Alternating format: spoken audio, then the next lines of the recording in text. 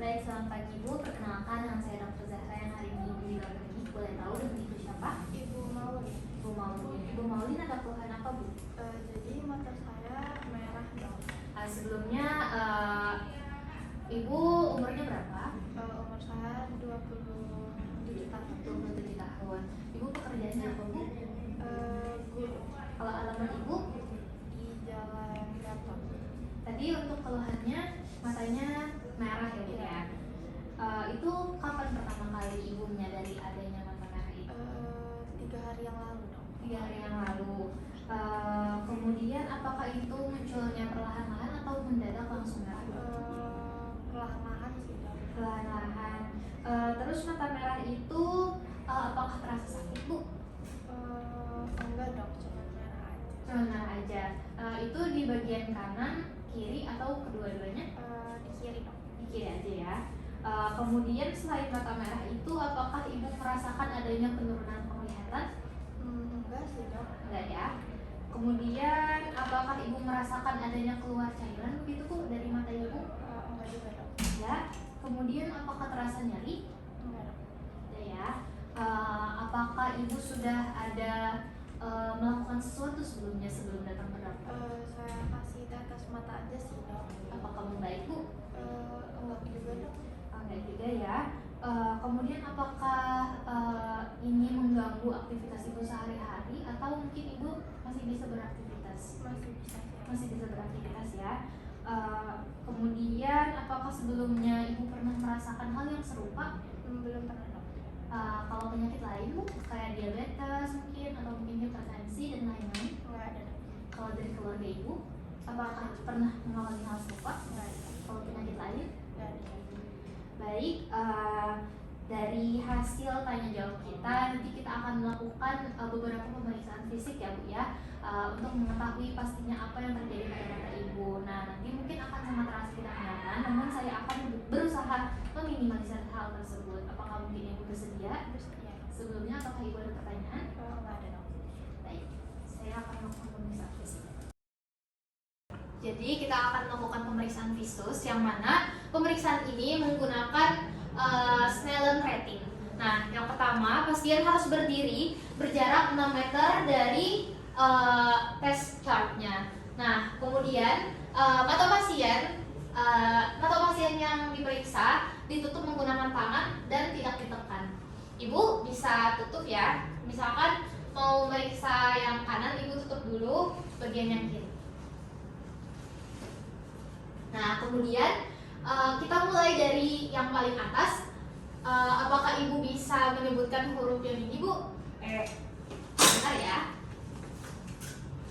Kalau yang ini Z, Kalau yang ini Y, Kalau yang ini P, Kalau yang ini F, Kalau yang ini P, Kalau yang ini P, Kalau yang ini N, Ini Bu. F, Ini C, Ini G, Ini R, R, N, O, B, B. Karena pasien tidak bisa membaca bagian di sini, maka artinya visus maksimal pasien ada di bagian yang sini. Saya akan melakukan pemeriksaan fisik mata. Yang pertama, kita lihat palpebra dan aparatus lakrimalisnya. Nah, kita amati kulit palpebranya tidak terdapat luka, tidak terdapat bekas luka ataupun edem. Kemudian kita lihat juga bulu mata atas dan bulu mata bawahnya. Nah, kemudian kita lihat juga kulit di bagian sininya juga tidak terdapat adanya pembengkakan dan lain-lain. Untuk aparatus lacrimalis dan palpebranya normal. Kemudian kita lakukan pemeriksaan segmen anterior. Untuk segmen anterior, yang pertama kita lihat palpebra inferiornya. Kita permisi ya Bu. Kita tarik mata pasien. Kemudian untuk palpebra superior kita lihat ke atas atau menggunakan cotton bud.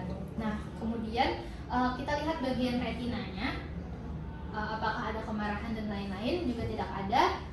Kemudian untuk memeriksa refleks pupil kita gunakan center sebenarnya. Kemudian kita lihat apakah pupilnya mengecil ketika diberi center dan membesar ketika dijauhkan dari center. Kemudian untuk pemeriksaan tekanan bola mata, ibu bisa tutup mata ya Bu ya. Kita tekan bagian mata pasien, apakah teraba keras atau kenyal. Normalnya mata pasien itu teraba kenyal. Untuk mata pasien di sini normal, tidak terdapat adanya teraba keras. Untuk pemeriksaan segmen posterior, kita periksa dengan fundoskopi. Kita periksa dengan menggunakan ini. Nah, ini tuh ada beberapa pilihan. Nanti disesuaikan dengan keluhan pasien. Misalkan keluhan pasiennya katarak, kita gunakan yang cahayanya full. Permisi ya Ibu. Ini kita gunakan untuk melihat diskus. Terima kasih. Ini saya akan memberikan beberapa gambaran dari hasil fundoskopi mata yang patologis. Nah, yang pertama itu adalah contoh orang yang terkena glaukoma. Nah, glaukoma sendiri dia itu memiliki beberapa gambaran seperti adanya atrofi saraf optik. Nah, gambaran atrofi saraf optik ini ada di gambar yang selanjutnya yang di atas sebelah kanan. Untuk gambaran atas yang sebelah kiri itu adalah gambaran dari papil edem. Pembengkakan saraf optik sering disebabkan oleh peningkatan tekanan di dalam kepala juga. Kalau misalkan atrofi saraf optik, biasanya terjadi penipisan saraf optik disebabkan oleh glaukoma atau penyakit lainnya. Nah, juga ada gambaran mikroaneurisme, itu adalah pembuluh darah kecil yang melebar dan menonjol, serta neovaskularisasi, pertumbuhan pembuluh darah baru yang abnormal.